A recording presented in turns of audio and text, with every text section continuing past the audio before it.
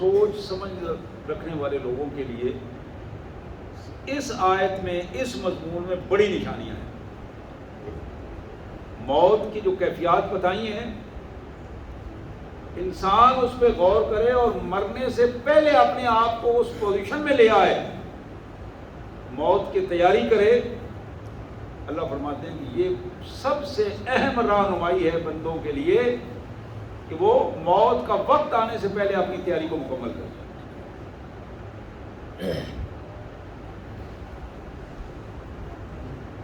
ام اتخذوا من دون اللہ شفعاء، میرے بندوں کو کیا ہو گیا ہے اللہ کو چھوڑ کر دنیا میں ادھر ادھر سفارشیں ڈھونڈتے پھر رہے ہیں. کبھی کسی کے گوڈے پہ بیٹھے ہوتے ہیں، کبھی کسی کے پاؤں میں پڑے ہوتے ہیں، کبھی کسی زندہ مردہ کے سامنے سجدہ ریز ہوتے ہیں. کیا ہو گیا ان کو؟ ام اتخذوا من دون اللہ شفعاء، سفارشیں ڈھونڈ رہے ہوتے ہیں. قل اولو کانوا لا یملکون شیئا ولا یعقلون، تم کن کے پاس سفارشیں ڈھونڈ رہے ہو؟ یہ تو ذرہ برابر اپنی مرضی کے مالک بھی نہیں ہے. اور پھر اس سے بڑی بات، سفارش ان سے کرواتے ہو کہ جن کے پاس عقل بھی نہیں ہے. لا یعقلون، عقل بھی نہیں ہے ان کو، سمجھ بھی نہیں ہے. اگر تم دنیا داری کے اعتبار سے دیکھو گے تو وہ بیٹھنا اٹھنا کھانا پینا ان کیفیات میں بھی تم دیکھو گے تو تمہیں محسوس ہوگا کیسے بے وقوفوں کی طرح یہ بندہ رہ رہا ہے. وہ تو صرف اس کا وہ سٹیٹس ہے جو اس کو پردہ ڈال کے رکھا ہوا اس نے، ورنہ وہی عام آدمی اگر وہ حرکتیں کرنا شروع کر دے تو لوگ کہتے ہیں کیسا بے وقوف انسان ہے. قل اولو کانوا لا یملکون شیئا، سفارشیں ان سے کرواتے ہو جن کے پاس کچھ بھی نہیں ہے، جو کسی چیز کے مالک نہیں ہے. ان کو سفارشی بنا کے لاتے ہو. ولا یعقلون، جن کے پاس عقل بھی نہیں ہے بات کرنے کی، رہنے سہنے کا ڈھنگ بھی نہیں ہے ان کے پاس.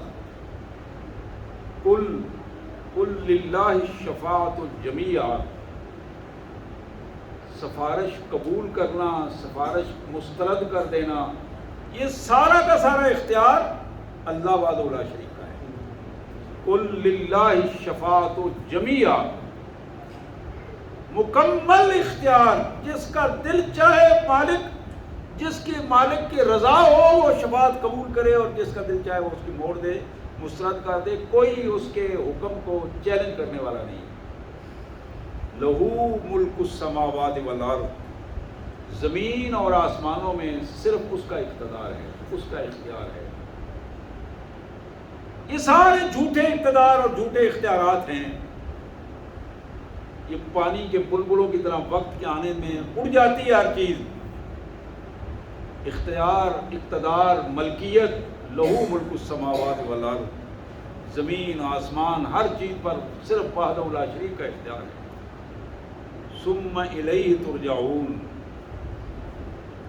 لوگوں کے ترلے اور منتیں کرنے والوں، سفارشیں ڈھونڈنے والوں، ثم الیہ ترجعون، تم نے اس کے پاس جانا ہے. آج اس سے رابطہ کر لو، آج اس سے رابطہ کر لو، آج اپنے آپ کو اس کا فرما بردار بنا لو.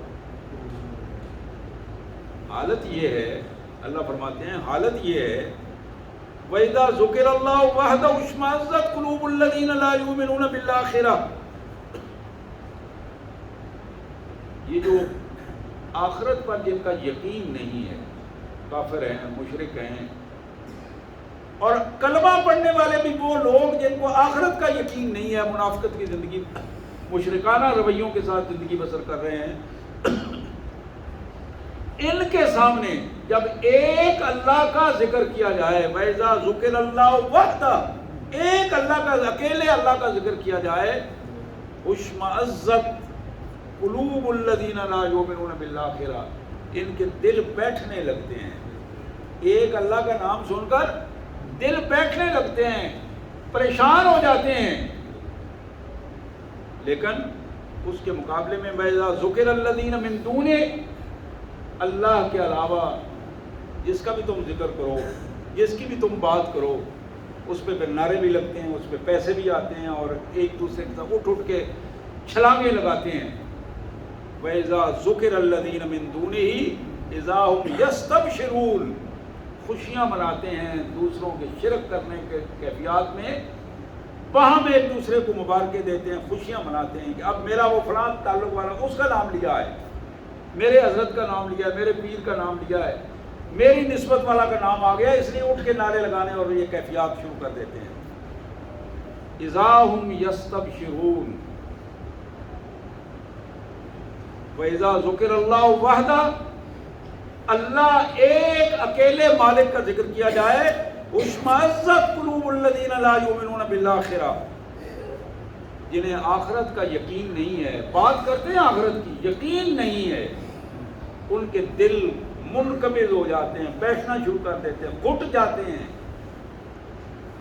لیکن جب اللہ کے علاوہ ان کے دوسرے تعلق والے جو اللہ کے علاوہ جن سے نسبت بنائی ہوئی ہے ان کا نام لیا جائے, اذا ہم یستبشرون, پھر چہرے ان کے خوش ہو جاتے ہیں, پھر وہ اپنے سارے رویے خوشی کے ساتھ سامنے لے آتے ہیں. قل اللہم فاطر السماوات والارض. میرے رسول ان کو بتاؤ, ان کو بتاؤ, ان کو کہو کہ اپنی زبانوں سے اس کا اقرار کرو کہ اے اللہ, زمین و آسمان کو پیدا کرنے والے مالک, عالم الغیب والشہادہ, صرف تو ہی ہے جو سامنے کے علم کا علم بھی رکھتا ہے اور غیب کا علم بھی رکھتا ہے, صرف تو ہی ہے. انت تحکم بین عبادک فیما کانوا فیہ یختلفون.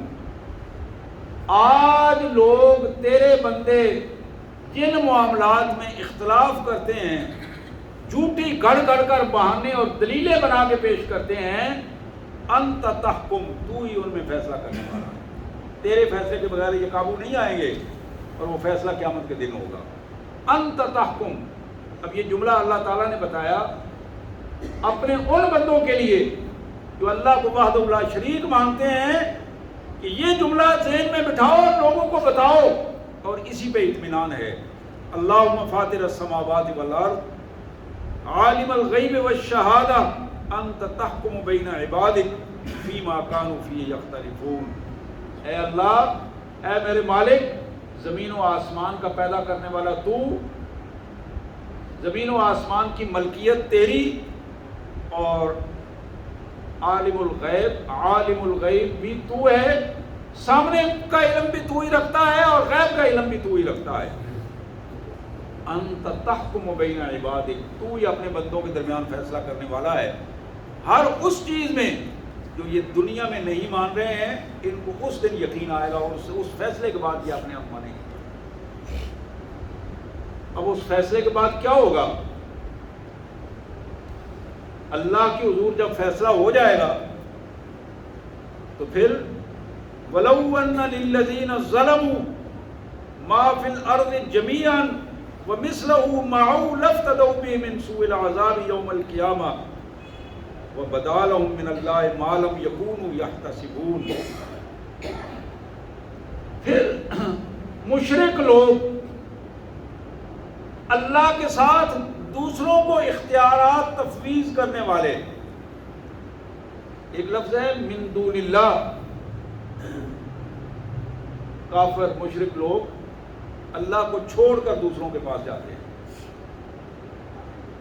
دوسرا قرآن نے بتایا کہ ایسا مشرک جو مع اللہ ہے, اللہ کو بھی مانتا ہے اور ساتھ اللہ کے ساتھ دوسروں کو بھی کوئی اختیارات دینا چاہتا ہے. ان کے بارے میں اللہ فرماتے ہیں کہ ایسے ظالم لوگ, مشرک لوگ, جب ان کا فیصلہ ہو جائے گا, عذاب سامنے نظر آئے گا, سزا نافذ ہونے پر, فیصلہ ہونے پر, یہ چاہیں گے اگر ان کے پاس خزانوں سے بھری ہوئی پوری زمین ہو, وَمِثْلَهُ مَعَهُ, اور اس زمین کے ساتھ اتنا اور خزانہ بھی ہو, لَافْتَدَوْا بِهِ مِنْ سُوءِ الْعَذَابِ, عذاب سے بچنے کے لیے وہ فدیہ دیں گے, رشوت دیں گے کہ یہ لے لو اور مجھے چھوڑ دو, جو کچھ میرے پاس ہے وہ سب کچھ لے لیں لیکن مجھے عذاب سے بچا لیں. اللہ فرماتے ہیں وَبَدَا لَهُم مِّنَ اللَّهِ مَا لَمْ يَكُونُوا یحتسبون، جو یہ حرکتیں کرتے رہے ہیں دنیا میں، اپنی زبان سے، اپنے ہاتھوں سے، اپنی نظروں سے، اپنے اعمال سے، ایک ایک چیز کھل کر سامنے وبدا لہم، کھل کر سامنے آ جائے گی، کوئی چیز چھپی نہیں رہے گی۔ وبدا لہم سیئات ما کسبوا، ہر وہ برائی نافرمانی جو انہوں نے کمائی، جنہوں نے کی، وہ نافرمانیاں بھی ان کے سامنے اسی کیفیت میں آئیں گی۔ وحاق بہم ما کانوا بہ یستہزئون، دنیا میں رہ کر اپنی زبانوں سے دین کا جس حساب سے یہ مذاق اڑاتے رہے، وہ مذاق اڑانا آج قیامت کے دن ان کے لیے گھیرے کا سبب بن جائے، گھیر لے گا ان کو۔ یہ بڑا اہم جملہ ہے، قرآن نے کئی دفعہ اس جملے کو استعمال کیا کہ بڑا سوچ سمجھ کے بات کیا کرو، دین کے حوالے سے سوچ سمجھ کے بات کیا کرو۔ تمہاری وہی باتیں جو یہاں تم دین کے حوالے سے بات کرتے ہو، کل قیامت کے دن تمہارے لیے گھیر لے گی، وہی بات گھیر کے تمہیں عذاب کی طرف لے جائے گی۔ بعض اوقات نماز کے بارے میں مذاق، بعض اوقات داڑھی کے بارے میں مذاق، بعض اوقات عقیدے کے بارے میں مذاق، ایک ایک چیز، بعض اوقات ٹخنوں کو ننگا رکھنے کے حوالے سے مذاق۔ یہ وہ ساری چیزیں ہیں، دین کے کسی بھی شعائر میں، دین کے کسی بھی کام میں جو شخص جتنا مذاق اڑائے گا، وحاق بہم ما یستہزئون وحاق بہم ما کانوا بہ یستہزئون، جس چیز کا دینی حوالے سے مذاق اڑاتے رہے، اس مذاق کے وہ پھیر میں آ جائیں گے، اور وہ مذاق اڑانا انہوں کو گھیر کر عذاب کی طرف لے جائے گا۔ اب اس کے بعد کائنات کا مالک ایک اور انداز میں ہمیں سمجھانے کا ایک انداز ہے، فَإِذَا مَسَّ الْإِنسَانُ ضُرٌّ دَعَانَا، جب بندوں کو، مخلوق میں میرے بندوں کو، انسان کو کوئی تکلیف ہو جاتی ہے، پریشانی ہوتی ہے، پھنس جاتا ہے، دعانا، ہمیں پکارتا ہے، یا اللہ معاف کر دے، استغفر اللہ، سبحان اللہ، اللہ اکبر، تیری سچی ذات، بڑے بڑے جملے ہیں جو بندہ پھر اس وقت وہ پریشانی کے عالم میں بڑے بڑے عجیب جملے وہ نکالتا ہے، لیکن وہ تو ہوتا کیا ہے؟ ثم اذا خولناه نعمة منا قال انما اوتیته على علم بل هي فتنة ولكن اکثرهم لا يعلمون۔ پھر جب ہم اس کی وہ مصیبت ٹال دیتے ہیں، خولناه، ہم آسانی میں اسے لے آتے ہیں، مصیبت ٹال دیتے ہیں، پریشانی دور ہو جاتی ہے، بندہ آسانی میں ہو جاتا ہے، پھر کیا کہتا ہے؟ انما اوتیته على علم، یہ تو میں وہ فلاں جگہ پہ گیا تھا تو میرا کام تب ہوا ہے، وہ فلاں کو میں نے کہا تھا اس نے یہ کام کروا دیا ہے، وہ فلاں کے حوالے سے یہ پیسے دیے تھے وہ بات بن گئی۔ انما اوتیت، میری اپنی کاوشوں، میرے علم کی وجہ سے، کاوشوں کی وجہ سے، میرے پلان کی وجہ سے، میرے منصوبوں کی وجہ سے میرا یہ کام ہو گیا، میں آسانی میں آ گیا ہوں، پھنسا ہوا تھا، بچ گیا ہوں، نکل گیا ہوں۔ اللہ فرماتے ہیں بل ہی فتنہ، یہ وہ فتنوں کی پوزیشن ہے جو بندہ اپنے مالک سے، شیطان اسے دور کر کے دیتا ہے، کام مالک نے کیا ہے اس کو وہ مختلف حوالوں سے منسوخ کر کے اپنے آپ کو اس پوزیشن میں لے آتا ہے۔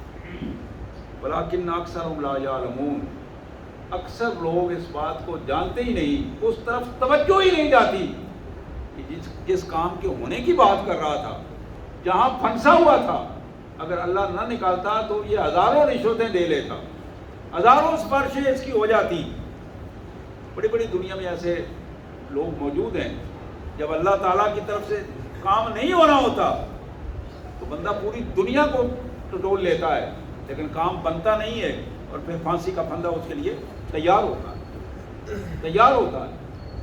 اور اس کے ہماری اپنی تاریخ میں بے شمار مثالیں ہیں، بڑے بڑے لوگوں کو، نامور لوگوں کو جب سزائیں ہوئی ہیں دنیا کے بڑے طاقتور بادشاہوں نے بغیر ان سزاؤں کو ٹالنے کی کوشش کی، سفارشیں کی، لیکن جب اللہ نہیں چاہتا تھا تو پھر وہ سفارش قبول نہیں ہوئی۔ اللہ تعالیٰ فرماتے ہیں کہ یہ بات سمجھ جاؤ کہ تمہاری آسانی میں بھی وحدہ لا شریک تمہارا رب ہے، اور تمہاری مشکلات میں بھی تمہارا وحدہ لا شریک رب ہے۔ اپنے آپ کو جب تم متزلزل کر جاتے ہو، تمہارا عقیدہ متزلزل ہو جاتا ہے، اب پھر عمل متزلزل ہو جاتا ہے، توازن نہیں رہتا اس میں، تو پھر نتیجہ یہ نکلتا ہے کہ تم بکھر جاتے ہو۔ مومن جب بکھر جاتا ہے پھر وہ منافقت کی طرف چلا جاتا ہے۔ مومن جب مضبوط عقیدے کے ساتھ رہتا ہے، مشکلات میں بھی عقیدہ مضبوط رہتا ہے۔ یہ نظریہ اور عقیدہ ایک بنیادی چیز ہے جو انسان کو قائم رکھتا ہے، مضبوط رکھتا ہے۔ اور حقیقت یہ ہے، اس عقیدے کی بنیاد ایک درخت کے بیج اور اس کے پھل کی مثال ہے۔ جس طرح کا بیج صاف ستھرا، خوبصورت، جاندار اور طاقتور بیج ہوگا، اسی کیفیت میں اس کا پھل اور اس کا عمل جو ہے وہ خوبصورت اور طاقتور عمل سامنے آئے گا۔ پھر اللہ تبارک و تعالیٰ فرماتے ہیں قد قال الذین من قبلہم فما اغنی عنہم ما کانوا یکسبون۔ اللہ کے بندو، تاریخ پڑھو گے نا تو تمہیں نظر آئے گا فرعون کے دور میں فرعونیے بھی یہی کچھ کہتے رہے، انما اوتیتہ علی علم۔ نمرود نے بھی یہی کہا۔ ہر دور میں قوم نوح کے بڑے بڑے جو بت تھے، جن کے بت بنا کے رکھے ہوئے تھے، وہ بڑے بڑے برزمیر بھی یہی دعوے کرتے رہے قد قال الذین من قبلہم، پہلے گزرے ہوئے سارے لوگ جو اللہ کے دین سے برگشتہ تھے یہی حرکتیں کرتے رہے، لیکن ان کی کوئی کیا ہوا کام ان کے کام نہ آ سکا، اور نتیجتاً اللہ تعالیٰ نے ذلت و رسوائی کا عذاب ان کے لیے مقدر کر دیا۔ حضرات، اسی پوزیشن کو پھر قرآن ہمارے سامنے رکھتا ہے فَأَصَابَهُمْ سَيِّئَاتُ مَا كَسَبُوا۔ وہ برائیاں، وہ جرائم جو ان کی زندگی میں تھے، ان جرائم کی لپیٹ میں وہ آ گئے۔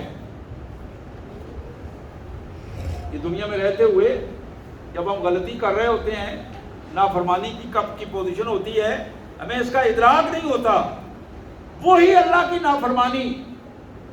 اللہ کی نافرمانی جب بندہ توبہ نہیں کرتا، استغفار نہیں کرتا، تو پھر اس کی لپیٹ میں آ جاتا ہے، اور جب لپیٹ میں آتا ہے، اس کے گھیرے میں آ جاتا ہے، پھر نتیجہ یہ نکلتا ہے کہ پھر وہ چیختا ہے، چلاتا ہے، اور پھر وہ اس کی جان چھوٹتی نہیں ہے۔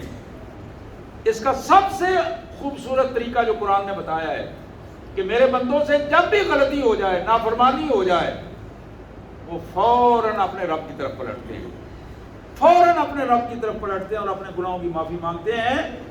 پھر وہ اللہ کی ناراضگی سے بھی بچ جاتے ہیں، اور اس لپیٹ جو گناہوں کی وجہ سے، جس گناہ نے ان کو گھیرے میں لے لینا تھا اور ذلت اور رسوائی کا نمونہ بنانا تھا، اس سے بھی وہ بچ جاتے ہیں۔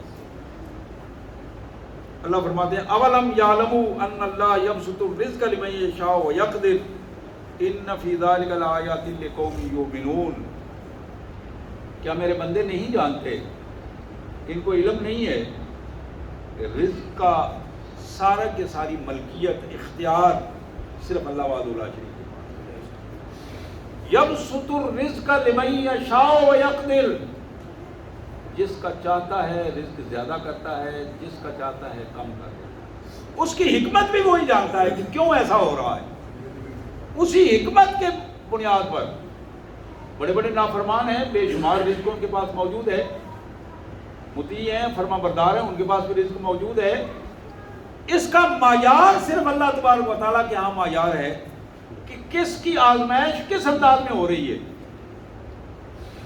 حضرات، یہ وہ بنیادی آیات تھی۔ 24ویں پارے کا یہ دوسرا رکوع تھا، اور سورہ زمر کی آیات تھی 42 سے لے کر 52 تک۔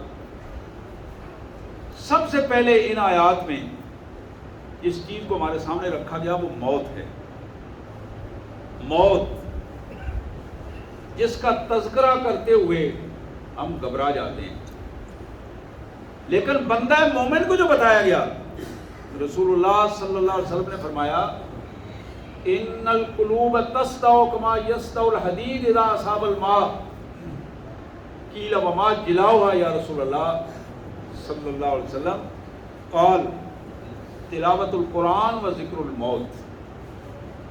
حضور نے فرمایا کہ لوگوں دلوں کو زنگ لگ جاتا ہے جس طرح لوہے کو زنگ لگتا ہے پانی کی وجہ سے، اس طرح دل بھی زنگ آلود ہو جاتے ہیں. پوچھا گیا یا حضرت یہ زنگ کس طرح اتارا جائے؟ فرمایا دو چیزیں ہیں. ایک چیز ہے کہ قرآن پڑھ کے اس کے مطابق عمل کر لو. تلاوت القرآن، تلاوت کا مطلب ہوتا ہے عمل کرنا. قرات قرآن ہے قرآن پڑھنا.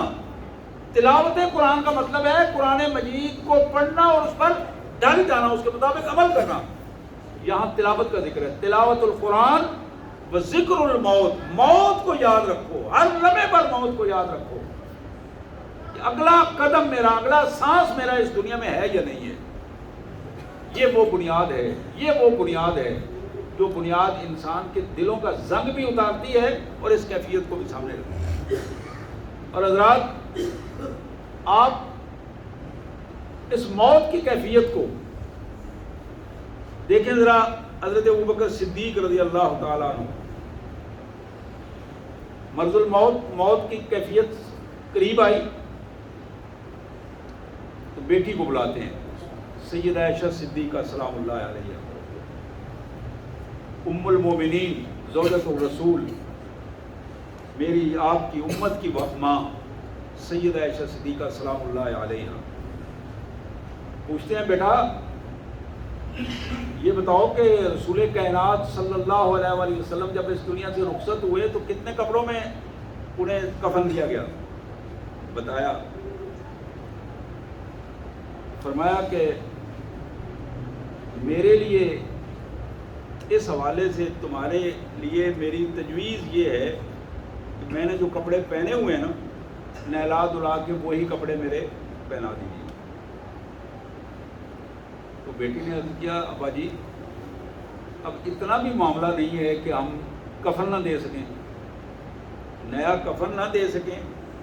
کہا بیٹا بات یہ نہیں ہے، بات یہ ہے کہ اگر میرے عمل اچھے ہوئے تو میں ان کپڑوں میں بھی، یہ کپڑے مجھے نہیں روکیں گے. عمل اچھے ہوئے اللہ تعالیٰ ضرور مجھے معاف کر دے گا. اگر میرے عمل اچھے نہ ہوئے، عمل اچھے نہ ہوئے تو پھر میرا تازہ کفن، ریشم کا کفن، تازہ کفن، نیا کپڑا، چمکتا ہوا کفن بھی مجھے بچا نہیں سکے گا اللہ کی ناراضگی سے، اللہ کے عذاب سے بچا نہیں سکے گا. میرے پیارے بھائیوں، موت کو نہ یاد رکھنا گناہوں کا بہت بڑا سبب بنتا ہے. تو یہاں آپ دیکھیں گے ایک ایک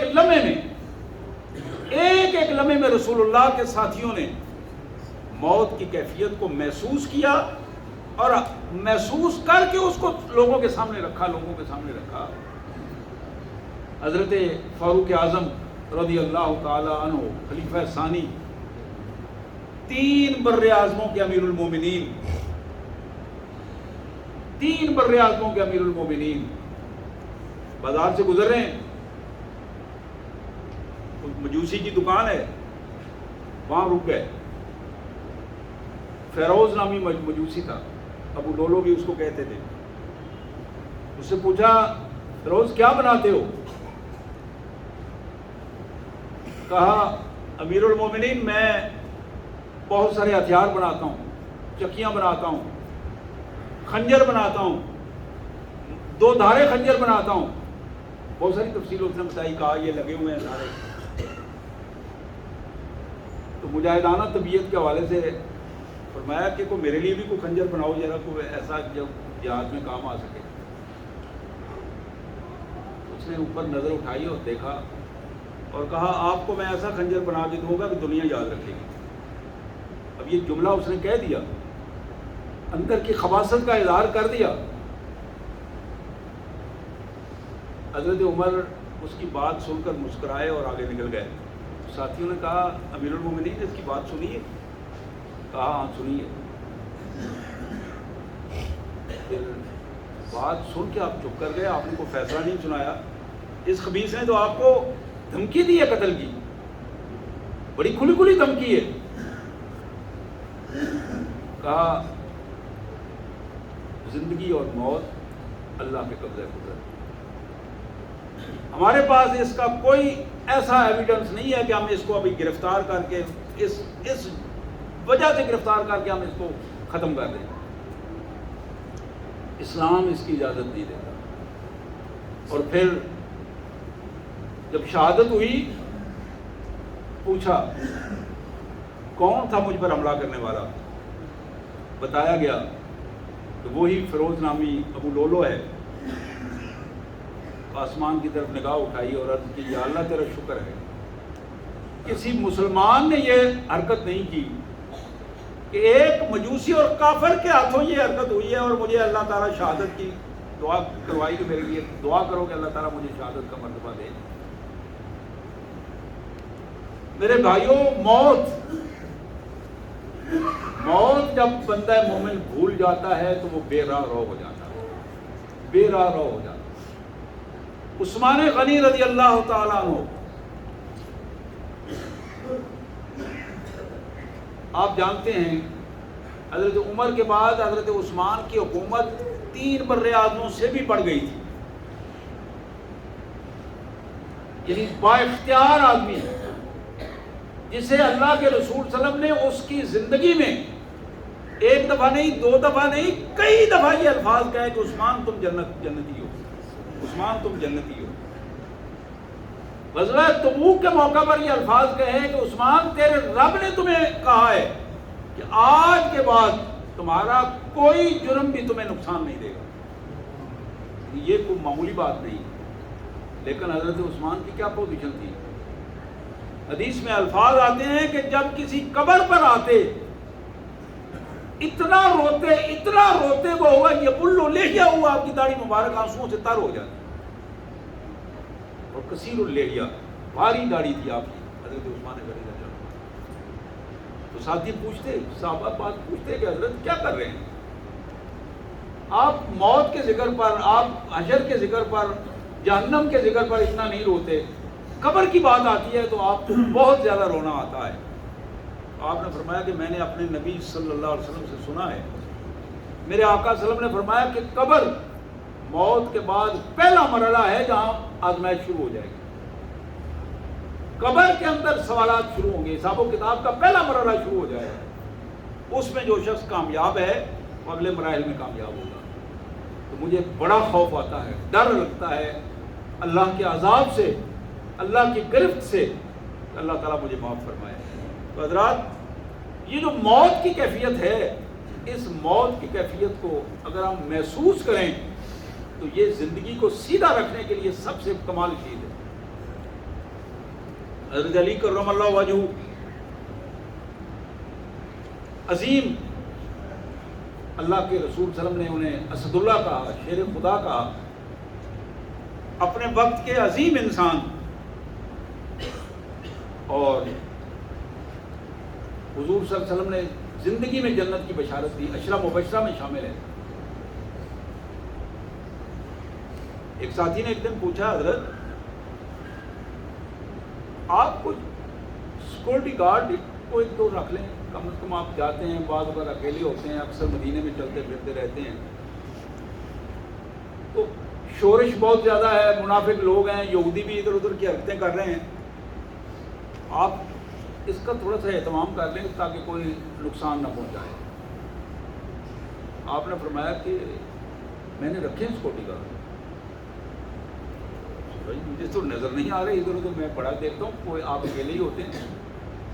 کہا خدا کی قسم, موت میری زندگی کی حفاظت کرتی ہے, موت میری زندگی کی حفاظت کرتی ہے, اور موت کا وقت مقرر ہے, اس کے آنے سے پہلے مجھے کوئی تکلیف نہیں ہوتی. اور جب موت آ جائے گی, موت آ جائے گی تو پھر اسے کوئی روک نہیں سکتا, نہ میں روک سکتا ہوں نہ کوئی دوسرا روک سکتا.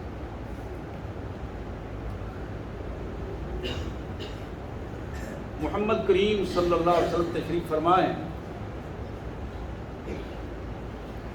اور اسی طرح وہی بیماری ہے جس بیماری کے ساتھ ہی آپ اس دنیا سے رخصت ہوئے. سیدۃ النساء فی العالمین فی الجنہ سیدہ فاطمہ الزہرا سلام اللہ علیہا، آپ کی صاحبزادی تشریف فرما ہیں، بیٹھی ہیں. تو بے ساختہ باپ کی طرف دیکھا تو رونا شروع کر دیا. اور یہ فطرت ہے، ایک فطری تقاضے کی پوزیشن ہے.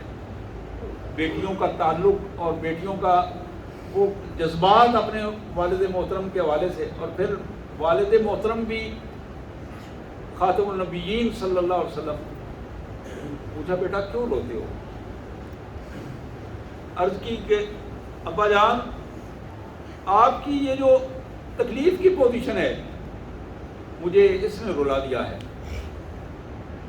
کہا بیٹا یہ موت تک ہی ہے، موت کے بعد تیرے باپ کو کوئی تکلیف نہیں ہوگی، تیرے باپ کو کوئی اذیت نہیں ہوگی، یہ موت ہی ہے. اور حدیث میں آتا ہے کہ رسول اللہ صلی اللہ علیہ وسلم کو جب بخار ہوتا تھا تو وہ ایک نہیں بلکہ ڈبل بندوں کی طرح ہوتا تھا. اور یہی وجہ ہے اللہ تعالیٰ نے جتنی طاقت عطا کی تھی اسی کے اعتبار سے ہمت بھی عطا فرمائی تھی. اور اسی کیفیت میں مرض الموت میں بھی یہی کیفیت تھی، آخری لمحات میں بھی. حقیقت یہ ہے کہ بندہ حق، بندہ مجاہد موت کو اپنی ہتھیلی پر رکھ کر اپنے اللہ کے حضور پیش کرتا ہے. اور بندہ مومن زندگی سے زیادہ موت کا تذکرہ بھی کرتا ہے اور موت کی حفاظت بھی کرتا ہے اور اس موت کی تیاری بھی کرتا ہے. اور آپ کے علم میں ہے کہ یہ بات بھی زبان زد عام ہے کہ جناب خالد بن ولید رضی اللہ تعالیٰ عنہ،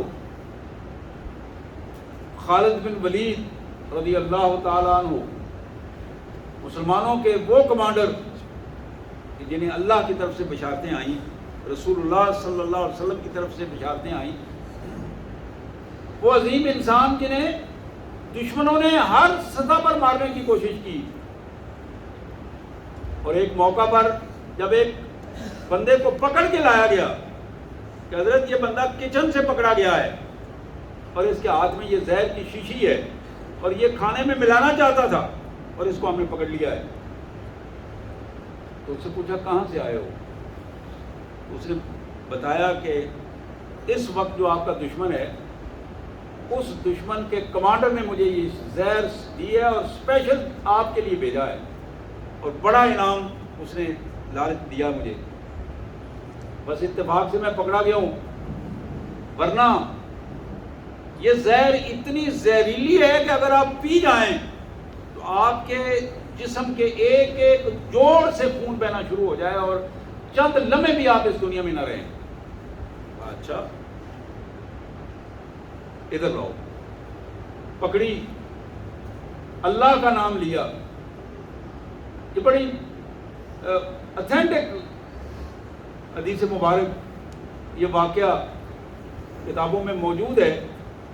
وہ شیشی لی، اللہ کا نام لیا، اس زہر کو پیا اور پینے کے بعد اسے کہا اب تمہارے سامنے میں نے یہ زہر پی ہے، جاؤ جا کے اپنے صفت حلال کو بتا دو. زندگی اور موت کے فیصلے زمین پر نہیں آسمان پر. زندگی موت یہ دونوں فیصلے اللہ کے بعد لا شریک کے اختیار میں ہیں. اور پھر ایک موقع پر کافروں کو پیغام دیتے ہوئے یہ الفاظ کہے، ان کے صفت حلال کو مخاطب کرتے ہوئے یہ پیغام دیا کہ جتنا تمہیں زندگی سے پیار ہے اتنا اس سے زیادہ ہم موت اور شہادت سے پیار کرتے ہیں. اس کو پھر محمد کریم صلی اللہ علیہ وسلم نے بھی اس حوالے سے کمال قسم کے ارشاد فرمایا، اللہ کی قسم، اللہ کی قسم، میں اپنی زندگی میں سب سے زیادہ جس چیز کو پسند کرتا ہوں، میری از حد خواہش ہے کہ میں اللہ کی راہ میں مارا جاؤں، پھر زندہ کیا جاؤں، پھر مارا جاؤں، پھر زندہ کیا جاؤں، پھر مارا جاؤں، پھر زندہ کیا جاؤں. حضرات یہی زندگی ہے، مرنا تو سب نے ہے اور پتہ ہے سب کو یقین ہے، لیکن آپ دیکھ رہے ہیں 70 سال ہو گئے، 80 سال ہو گئے، 90 سال ہو گئے، مرنے کو دل نہیں کرتا، دل نہیں کرتا. یہی ایک کیفیت ہے. لیکن آفرین ہے پھر ان لوگوں پر جو اپنی زندگی کو اپنی ہتھیلی پر رکھ کر پیش کرتے ہیں اور خوشی سے اپنے اللہ کے حضور خوشی سے جاتے ہیں. اور یہی زندگی موت کی اس کیفیت میں جب کامیابی کے مراحل طے کرتی ہے تو پھر اس کو شہادت کہتے ہیں. اور شہادت کی پوزیشن یہ ہے، اللہ کے رسول صلی اللہ علیہ وسلم نے فرمایا کہ زمین پر اس کے خون کا قطرہ گرنے سے پہلے اللہ تبارک و تعالیٰ اس کے سارے گناہ معاف کرتے ہیں، سارے گناہ معاف کرتے ہیں. تو میں عرض کر رہا تھا حقیقت یہ ہے کہ مرنے کو دل نہیں کرتا، مرنے کو دل نہیں کرتا. آپ دیکھیں ہماری اوپر والی سطح پر 60 سال سے سارے اوپر ہیں، کوئی 60 ہے، کوئی 70 ہے، کوئی 80 ہے، کوئی 90 ہے. اٹھا کر 2 بندے اٹھا کر چلواتے ہیں، لے کر جاتے ہیں، لیکن ہوس ختم نہیں ہوئی، زندگی کی ہوس ختم نہیں ہوئی، ہوس ختم. اور فیصلے پھر اسی طرح نافرمانی کے فیصلے، اسی طرح لوٹ کھسوٹ کے فیصلے، اسی طرح ذلت و رسوائی کے فیصلے، اسی طرح بے حیائیوں اور بدکاریوں کے فیصلے. اللہ سے دعا ہے اللہ تبارک و تعالی ہماری اس زندگی کو اپنی اطاعت میں بنا دے اور ہماری موت کو ایمان کے ساتھ مرصع کر دے. وآخر دعوانا الحمدللہ.